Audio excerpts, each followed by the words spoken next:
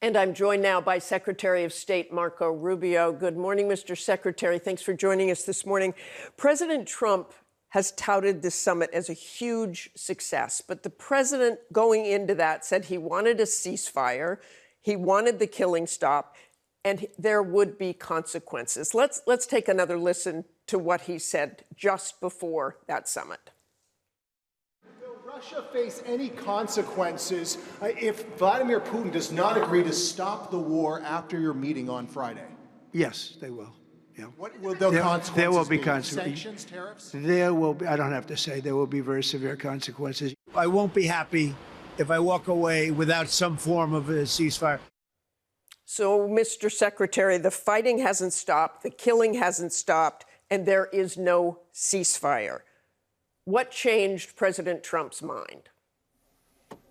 Well, I don't think his mind has changed at all. I think ultimately, if this whole effort doesn't work out, then there's going to have to be additional consequences to Russia. But we're trying to avoid that by reaching a peace agreement. And that's not going to be easy. It's going to take a lot of work. I think there were things that were identified in those talks that we just had a couple days ago that made some progress in some directions. Now, obviously, in order for us to get a peace agreement, Ukraine has to be a part of it. They have to be included. They have to be involved. That's why the president called them on the phone immediately after we got on the airplane. Within an hour, he talked to them for long periods of time. That's why President Zelensky will be traveling to Washington tomorrow, along with several European leaders as well, to continue to work on this. We made progress in the sense that we identified potential areas of agreement, but there remain some big areas of disagreement. So we're still a long ways off. I mean, we're not at the precipice of a peace agreement. We're not at the edge of one, but I do think progress was made towards one. But again, but Secretary Rubio, we don't know what any of that progress is. And the president went into that meeting. You're not going to. Okay, the president went into that meeting saying he wanted a ceasefire and there would be consequences if they didn't agree on a ceasefire in that meeting, and they didn't agree to a ceasefire. So where are the consequences? Well, that's not the aim of this meeting. Look, first of all, you're not going to reach the president a ceasefire said that or was the peace aim. Agreement.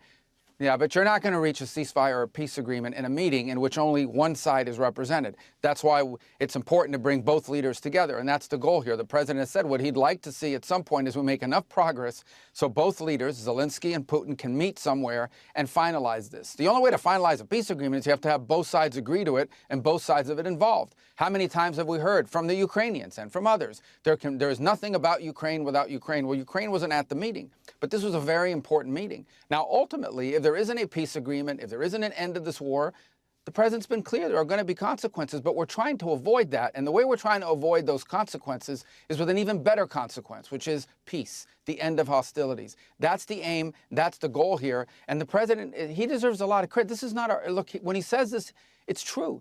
The United States is not at war. This is not our war. Ultimately, what daily life in America looks like will not be materially altered one way or another about what happens in Ukraine. We have dedicated time and energy to this because this president has made it a priority of his administration to promote peace and end or prevent wars. He's made that a priority. And I think he deserves a lot of credit for the amount of time and energy that we have invested in something like this. And he's the only one in the world that could do it. Okay, none of these other leaders in Europe could get Putin to a meeting to talk seriously about any of this. So this is going to be difficult. It's been going on for 3.5 years. You have two very entrenched sides, and we're going to have to continue to work and chip away at it. I think we made some real progress. You talked about not knowing what was discussed. These peace deals, these peace agreements and negotiations, they don't work when they're conducted in the media, either through leaks or through lies. And usually they're both the same thing, lying leaks. Okay, they don't work if you do it that way. And they don't work if you go out and say aggressive and abrasive things about one side or the other, because then they just walk away. Can you name any concessions that Vladimir Putin made during this meeting? Have any concessions? I wouldn't name them on your program. Have any concessions been asked? I wouldn't name them on your program. Why would I do that? Where is the pressure? Well, of course, because you can't have a peace agreement. No, you can't have a peace agreement unless both sides give and get. You can't have a peace agreement unless both sides make concessions. That's a fact. That's true in virtually any negotiation. If not, it's just called surrender. and neither side is going to surrender. So both sides are going to have to make concessions. So of course concessions were asked. But what utility would there be of me going on a program and tell you we wagged our finger at Putin and told him you must do this and you must do that? It's only going to make it harder and less likely that they're going to agree to these things. So these negotiations, as much as everyone would love it to be a live pay-per-view event, these discussions only work best when they are conducted privately in serious negotiations in which people who have to go back and respond to constituencies, because even totalitarian governments have constituencies they have to respond to, people have to go back and defend these agreements that they make, and figure out a way to explain them to people. So we need to create space for concessions to be made. But of course concessions were asked. Does the president favor giving up territory that Ukraine now controls, specifically in the Donetsk region? Sources are telling us that's what was asked. Well, first of all, I mean, Putin has given repeated speeches now for 2.5 years. There's one they always cite, which talks about taking most of Ukraine and his view of history and how, so forth and so on. The second thing the president, so we know what their side is demanding, and we obviously know the Ukrainians are not in agreement with any of that. The second point I would make is the president has said repeatedly, when it comes to territories and territorial claims, that's ultimately something Ukraine will have to decide. It's their territory, it's their country. Ultimately, what they're willing to live with is what they'll have to decide on. Maybe the answer is they're not willing to live with any of this. We don't know, but that's what we need to explore. In the meantime, the one thing we do know that Ukraine has said repeatedly and publicly talked about is security guarantees. They need to be able to enter into security guarantees that ensure that this is never going to happen again, that they're not going to get reinvaded in 2.5 or 3 years or 4 years or whenever it may be. They don't want to be back here again. They want to be able to go on to rebuild their country and live their lives. That's a very reasonable request. That's something we're working on, and that's something the Russian side has to understand, obviously, is that as a sovereign country, Ukraine has a right, like every sovereign country, to enter into security alliances and agreements with other countries. So these are some of the things that we'll be discussing. Critics of President Trump will say the pomp and circumstance, the red carpet, the warm handshake, that President Trump simply lost that Putin gained there just by being on the world stage and walking down a red carpet with the president. Your reaction to that? Well, I mean, critics of President Trump are always going to find something to criticize. You don't even pay attention to it anymore. But I will tell you this, Putin is already on the world stage. He's already on the world stage. The guy's conducting a full-scale war in Ukraine. He's already on the world stage. He has the world's largest tactical nuclear arsenal in the world and the second largest strategic nuclear arsenal in the world. He's already on the world stage. When I hear people say that, oh, it elevates him, well, all we do is talk about Putin all the time. All the media's done is talk about Putin all the time for the last 4 or 5 years. That doesn't mean he's right about the war. That doesn't mean he's justified about the war. Put all that aside. It means you're not going to have a peace agreement between Russia and Ukraine. You're not going to end a war between Russia and Ukraine without dealing with Putin. That's just common sense. I shouldn't even have to say it.